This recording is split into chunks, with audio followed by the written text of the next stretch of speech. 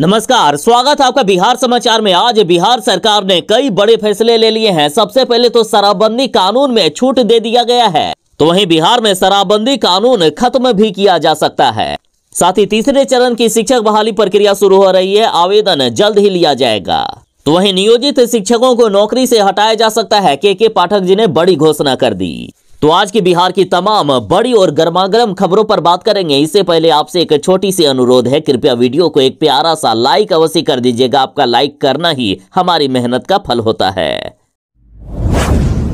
बिहार में एनडीए की सरकार बनते ही शराबबंदी कानून में कई तरह के छूट दे दिए गए हैं और अभी एक बड़ा फैसला लिया गया है कि बिहार में यदि दारू का सप्लाई करते हुए मतलब शराब बेचते हुए यदि पकड़े गए तो पहले गाड़ी को जब्त कर लिया जाता था ना, लेकिन अब जब्त नहीं किया जाएगा। यदि वो गाड़ी शराब बेचने वाले के नाम पर नहीं है, किसी दूसरे की गाड़ी को वो लेकर आए हैं, तो उस गाड़ी को जब्त नहीं किया जाएगा। एक बड़ी खबर है अब तक की। दूसरे की गाड़ी से दारू की सप्लाई करते हुए एक व्यक्ति की गाड़ी जब्त कर ली गई तो डीएम पर ही 1 लाख रुपए का जुर्माना लगा दिए हैं हाईकोर्ट ने। देखिए, बिहार में पूर्ण शराबबंदी कानून पर पटना हाईकोर्ट ने अब एक महत्वपूर्ण फैसला सुना दिया है। देखिए, वर्तमान शराबबंदी कानून के मुताबिक अगर बाइक सवार किसी व्यक्ति के पास से शराब बरामद होती है तो बाइक को जब्त कर लिया जाता है, लेकिन हाईकोर्ट ने कहा कि हर परिस्थिति में यह सही नहीं है। अब सुनिए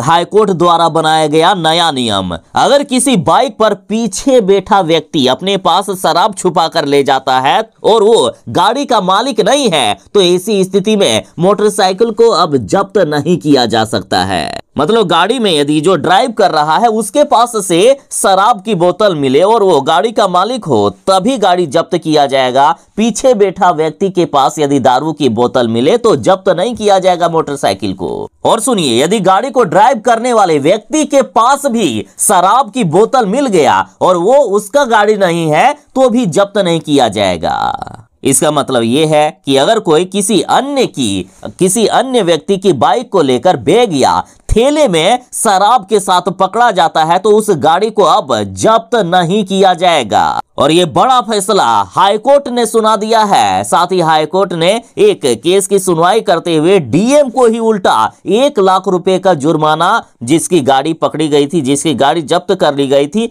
उसे देने का प्रावधान कर दिया। 10 दिनों का समय दिया गया है। जिनकी गाड़ी जब्त की गई थी तो डीएम साहब अब उनको 1 लाख रुपया देंगे। नियोजित शिक्षकों को शिक्षा विभाग के अपर मुख्य सचिव के पाठक ने अब चेतावनी दे दी है कि 3 बार सक्षमता परीक्षा में फेल होने पर उन्हें नौकरी से ही निकाल दिया जाएगा। देखिए, बिहार के सभी नियोजित शिक्षकों को राज्यकर्मी का दर्जा दिया जाएगा और इसके लिए उन्हें सक्षमता परीक्षा देनी होगी। परीक्षा के लिए ऑनलाइन आवेदन लिया जा रहा है। 15 फरवरी तक ऑनलाइन आवेदन करने का लास्ट डेट है और अधिकांश शिक्षक संघ ने इस परीक्षा का विरोध भी करना शुरू कर दिया है। तो इधर के पाठक जी ने भी शिक्षकों को अल्टीमेटम दे दिया कि नियोजित शिक्षकों को 3 बार परीक्षा पास करने का मौका दिया जाएगा और यदि वो तीनों बार फेल होते हैं तो उन्हें अब नियोजित शिक्षक भी नहीं रहने दिया जाएगा, बल्कि उन्हें नौकरी से ही हटा दिया जाएगा। देखिए, अब तक ये खबर थी कि 3 बार भी यदि कोई नियोजित शिक्षक सक्षमता परीक्षा नहीं पास कर पाते हैं तो वे नियोजित शिक्षक ही रह जाएंगे। साथ ही शिक्षक संघ यहां तक मांग कर रहे थे कि 3 बार का जो ये कंडीशन है उसे हटाकर आजीवन कर दिया जाए कि हम परीक्षा देते रहेंगे और कभी ना कभी तो पास कर ही जाएंगे। लेकिन इधर के पाठक जी ने अब नया आदेश जारी कर दिया कि यदि तीनों बार फेल होते हैं तो उन्हें नौकरी से ही हटा दिया जाएगा। बता दें कि नियोजित शिक्षकों की परीक्षा ऑनलाइन ली जाएगी और परीक्षा 26 फरवरी से लेकर 13 मार्च तक होने वाली है और इसका रिजल्ट मार्च के ही अंतिम सप्ताह में जारी कर दिया जाएगा। बिहार में तीसरे चरण की शिक्षक बहाली प्रक्रिया शुरू हो गई है। इसी महीने विज्ञापन जारी कर दिया जाएगा और आवेदन भी लेना शुरू हो जाएगा। करीब 70,000 पदों पर तीसरे चरण की शिक्षक बहाली में आवेदन लिया जाएगा। देखिए, शिक्षा विभाग के अपर मुख्य सचिव के पाठक जी के अनुसार 15 फरवरी से लेकर 20 फरवरी के बीच नोटिफिकेशन जारी कर दिया जाएगा और इसी महीने से तीसरे चरण की शिक्षक बहाली के लिए अभ्यर्थी आवेदन भी कर पाएंगे। और परीक्षा की बात हो गई तो परीक्षा मार्च के महीने में होने वाली है। तीसरे चरण की शिक्षक बहाली में 70,000 पदों पर बहाली की जाएगी। साथ ही इस बार दूसरे चरण में 15,000 पदों पर पूरक रिजल्ट जारी होना था, लेकिन पूरक रिजल्ट अब जारी नहीं होगा, बल्कि इन 15,000 पदों को भी तीसरे चरण में ही जोड़ दिया जाएगा। शिक्षा विभाग के अपर मुख्य सचिव के पाठक जी ने तो यहां तक कह दिया है कि तीसरे और चौथे चरण दोनों को मिलाकर 1 लाख शिक्षकों की बहाली होगी। तीसरे चरण की शिक्षक बहाली के तुरंत बाद ही चौथे चरण की भी बहाली शुरू की जाएगी। तीसरे और चौथे दोनों चरण की बहाली के लिए तैयारी शुरू कर दी गई है। फरवरी महीने से ही ऑनलाइन आवेदन लिया जाना शुरू हो जाएगा और मार्च के महीने में परीक्षा होगी। साथ ही अप्रैल में रिजल्ट आ जाएगा। बिहार के किसानों के लिए बड़ी खुशखबरी है। बिहार में भी खुलेगा कृषि व ग्रामीण विकास बैंक। किसानों को कर्ज के रूप में मिलेगी बड़ी पूंजी। देखिए, बड़ी खबर है कि बिहार में भी अब कृषि व ग्रामीण विकास बैंक खुलेगा। इस बैंक से किसानों को मध्यम और लॉन्ग टर्म ऋण दिया जाएगा। सहकारिता विभाग की ओर से इस बैंक का संचालन किया जाएगा। अभी सहकारिता बैंकों की ओर से किसानों को केसीसी ऋण ही उपलब्ध कराया जा रहा है और इस बैंक के खुल जाने से किसानों को मध्यम और दीर्घकालीन ऋण वो भी आसान से किस्तों पर मिल सकेगा। बिहार के किसान भी अब मॉडर्न खेती की ओर रुख करे, इस उद्देश्य से इस बैंक की स्थापना होगी। वर्तमान में शॉर्ट टर्म के लिए केसीसी के माध्यम से मिले ऋण से किसान पारंपरिक खेती ही कर पाते हैं। जलवायु परिवर्तन के दौर में आधुनिक खेती नहीं कर पाने की वजह से बिहार के किसान काफी नुकसान में जा रहे हैं और इस तरह से ऋण मिल जाने से किसान अब अत्याधुनिक खेती भी कर पाएंगे, उनकी आमदनी भी बढ़ेगी। बिहार में शराबबंदी कानून खत्म होने वाला है। बिहार में एनडीए की सरकार बनते ही जीतन राम मांझी ने कहा कि बिहार में अब शराबबंदी कानून को खत्म करके गुजरात मॉडल लागू करे मुख्यमंत्री नीतीश कुमार जी। देखिए, जीतन राम मांझी ने पहले ही ऐलान कर दिए थे कि बिहार में यदि एनडीए की सरकार बन गई तो शराबबंदी कानून को हम पूरी तरीके से खत्म कर देंगे। और बिहार में जैसे कि एनडीए की सरकार बन चुकी है और जीतन राम मांझी अब अपने वादे के अनुसार बिहार में शराबबंदी कानून को खत्म करने की मांग मुख्यमंत्री नीतीश कुमार जी से कर दिए हैं। जीतन राम मांझी ने कहा है कि शराबबंदी कानून की आड़ में गरीबों को जेल भेजा जा रहा है। जीतन राम मांझी ने गुजरात की तर्ज पर बिहार में शराबबंदी कानून में छूट देने की मांग सीधा इस बार मुख्यमंत्री नीतीश कुमार जी से कर दिए। जीतन राम मांझी ने कहा है कि बिहार में जब शराबबंदी कानून लागू हुआ था तो सभी दलों का उसमें से समर्थन मिला था, लेकिन शराबबंदी कानून में जो कार्रवाई की जा रही है, जिस तरह से गरीबों को सताया जा रहा है, उससे हम सहमत नहीं हैं। जीतन राम मांझी ने कहा है कि रात 10 बजे के बाद चाहे बड़े बड़े अधिकारी हो, चाहे वे न्यायिक सेवा के हो, सिविल के हो या फिर पुलिस अधिकारी हो, यानी पुलिस वाले भी, और साथ में नेता, विधायक, सांसद अपने परिवारों के साथ शराब पीते हैं, लेकिन उन पर कोई भी कार्रवाई नहीं होती है, सिर्फ गरीबों पर एक्शन लिया जाता है। तो ऐसे शराबबंदी कानून हमें नहीं चाहिए जो सिर्फ गरीबों पर अन्याय करता हो। गरीब तबके के लोग दिन भर कड़ी मेहनत के बाद थकान मिटाने के लिए यदि थोड़ा मोड़ा शराब पी भी लेते हैं तो उन्हें जेल भेज दिया जाता है, जो पूरी तरीके से गलत है। अतः बिहार में शराबबंदी कानून में छूट मिलना चाहिए और गुजरात मॉडल की तर्ज पर बिहार में शराबबंदी कानून लागू करें नीतीश कुमार जी।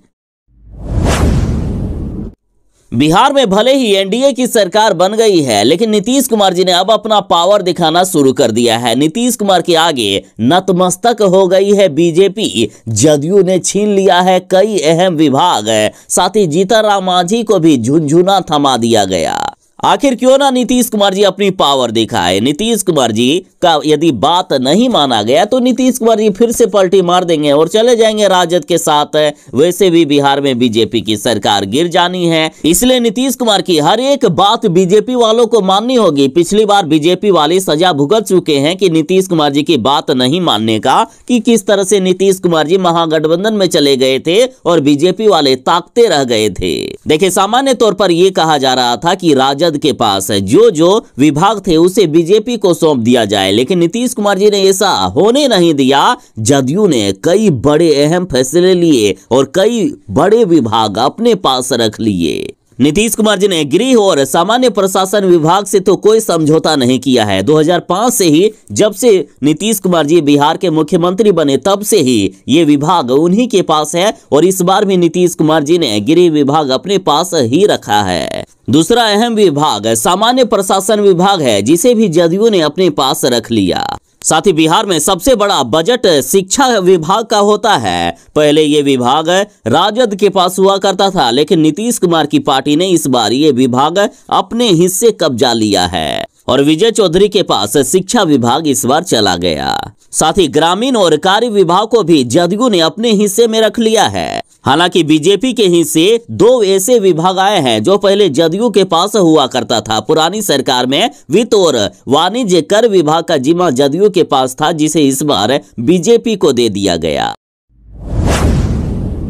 बिहार में नई सरकार के गठन के बाद अब विभागों का बंटवारा हो गया है, तो आखिर कौन से मंत्री के पास कौन से विभाग गए हैं, आप इसे विस्तार से जान लीजिए। देखिए, मुख्यमंत्री नीतीश कुमार जी के पास सामान्य प्रशासन विभाग, गृह विभाग, मंत्रिमंडल सचिवालय, निगरानी विभाग, निर्वाचन और वैसे सभी विभाग हैं जो किसी को आवंटित नहीं हुए हैं। साथ ही बिहार के उप मुख्यमंत्री सम्राट चौधरी के पास वित्त विभाग, वाणिज्य कर विभाग, नगर विकास एवं आवास विभाग, स्वास्थ्य विभाग, खेल विभाग, पंचायती राज विभाग, उद्योग विभाग एवं पशु एवं मत्स्य संसाधन के साथ विधि विभाग सम्राट चौधरी के पास है। साथ ही बिहार के दूसरे उप मुख्यमंत्री विजय कुमार सिन्हा के पास कृषि विभाग, पथ निर्माण विभाग, राजस्व एवं भूमि सुधार विभाग, साथ ही गन्ना उद्योग, खान एवं भूतत्व, श्रम संसाधन, कला संस्कृति एवं युवा, लघु जल संसाधन, लोक स्वास्थ्य अभियंत्रण विभाग आदि है। तो वहीं विजय कुमार चौधरी को जल संसाधन, संसदीय कार्य, भवन निर्माण, परिवहन, शिक्षा, सूचना एवं जनसंपर्क विभाग दिया गया है। पहले शिक्षा विभाग बिहार के पूर्व उप मुख्यमंत्री तेजस्वी यादव के पास हुआ करता था, लेकिन इस बार जदयू में ये विभाग आ गया है। विजय कुमार चौधरी जी को शिक्षा विभाग दे दिया गया। साथ ही विजेंद्र यादव के पास ऊर्जा, योजना एवं विकास, मद्य निषेध, ग्रामीण कार्य एवं अल्पसंख्यक विभाग है। तो वही प्रेम कुमार जी को सहकारिता, पिछड़ा एवं अति पिछड़ा कल्याण, आपदा प्रबंधन, पर्यावरण, वन एवं संरक्षण और जलवायु परिवर्तन के साथ पर्यटन विभाग दिया गया है। तो वहीं श्रवण कुमार जी को ग्रामीण विकास, समाज कल्याण, खाद्य एवं उपभोक्ता संरक्षण विभाग दिया गया। तो वहीं संतोष कुमार सुमन को सूचना एवं प्रावैधिकी, अनुसूचित जाति एवं जनजाति कल्याण विभाग दिया गया। तो वहीं सुमित कुमार सिंह जी को विज्ञान, प्रावैधिकी एवं तकनीकी शिक्षा विभाग मिला है। बिहार के नए उप मुख्यमंत्री सम्राट चौधरी जी ने बड़ा ऐलान कर दिया है कि बिहार में अब कुशवाहा राज आएगा। इन्होंने कहा कि बिहार में अब कोयरी राज हम ला कर रहेंगे और कुशवाहा को किसी ने छुआ तो अपना कतरा कतरा खून बहा देंगे। देखिए, बिहार के नए डिप्टी सीएम कुर्सी पर बैठते ही इन्होंने जाति कार्ड खेलना शुरू कर दिया है। सम्राट चौधरी जी ने बड़ा ऐलान कर दिया कि बिहार में अगर किसी ने कुशवाहा के बेटे को छू दिया तो वे अपना कतरा कतरा खून बहा देंगे। देखिए, बिहार के नए डिप्टी सीएम बिहार भाजपा के अध्यक्ष सम्राट चौधरी आज बिहार शरीफ पहुंचे थे। वहां जगदेव प्रसाद की जयंती समारोह में इन्होंने बड़ा ऐलान कर दिया है। इन्होंने कहा कि बिहार में बालू, शराब और जमीन माफिया दूसरी जाति के लोग हैं। मेरी जाति यानी कुशवाहा जाति के लोग ये सब काम नहीं करते हैं। इन्होंने कहा कि हमारी जाति में तो माफिया होता ही नहीं है, वो तो इतना सीधा होते हैं कि वोट दे देते हैं और बताते भी नहीं है कि हमको दिया है वोट। लेकिन साथियों, मैं ये बताना चाहता हूं कि कोई कुछ भी कर सकता है। यदि किसी ने कुशवाहा के बेटे को छू भी लिया तो सम्राट चौधरी अपना कतरा कतरा खून बहा देंगे। लेकिन साथियों, मैं आपको यह बताना चाहता हूं कि कोई अब कुछ नहीं कर सकता है। किसी ने यदि कुशवाहा के बेटे को छू भी लिया तो सम्राट चौधरी अपना कतरा कतरा खून बहा देंगे। सम्राट चौधरी बैठा है आपकी सुरक्षा करने के लिए। इन्होंने कहा है कि बीजेपी ने देश के 3 राज्यों में कुशवाहा समाज के लोगों को उपराजा यानी डिप्टी सीएम बना दिया है। बिहार समेत 2 राज्यों में प्रदेश अध्यक्ष की कुर्सी पर कुशवाहा समाज के लोग हैं और जल्द ही हम राजा भी बनने वाले हैं।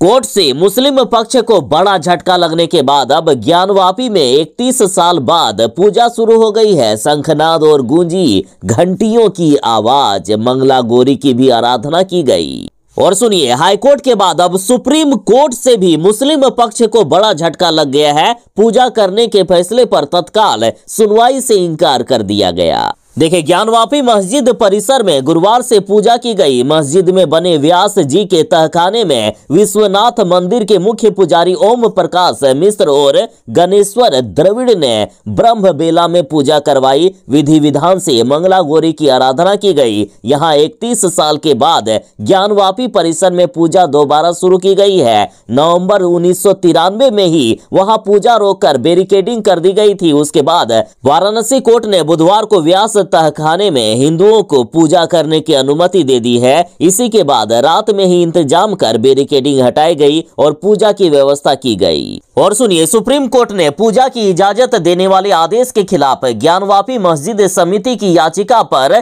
तत्काल सुनवाई करने से इनकार कर दिया है। शीर्ष अदालत ने याचिकाकर्ता को हाईकोर्ट जाने के लिए कहा है।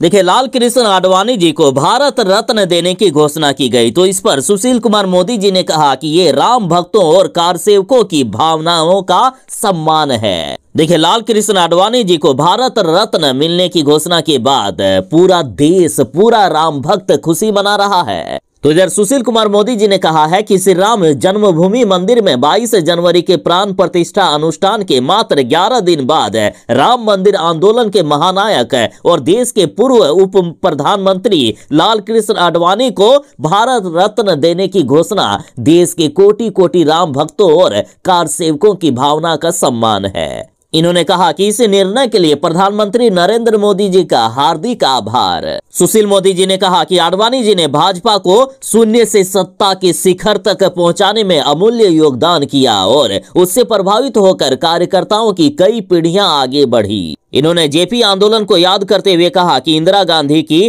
तानाशाही और आपातकाल के दौरान अटल बिहारी वाजपेयी, चंद्रशेखर और पहली पंक्ति के कई नेताओं की तरह आडवाणी जी भी 19 महीने जेल में रहे और केंद्र में पहली बार गैर कांग्रेसी सरकार बनने पर आडवाणी सूचना एवं प्रसारण मंत्री बने रहे। और जैसे ही इन पर हवाला मामले में कुछ नेताओं के साथ इनका भी नाम आया, तब उन्होंने संसद की सदस्यता से तुरंत त्यागपत्र देकर सार्वजनिक जीवन में ईमानदारी की मिसाल पेश की थी। और आज जो लोग भ्रष्टाचार के मामले में आरोप पत्र दायर होने और बार बार ईडी का समन मिलने पर भी कुर्सी नहीं छोड़ना चाहते हैं, वे या उनके परिजन कभी भी आडवाणी के व्यक्तित्व की ऊंचाई नहीं नाप सकते।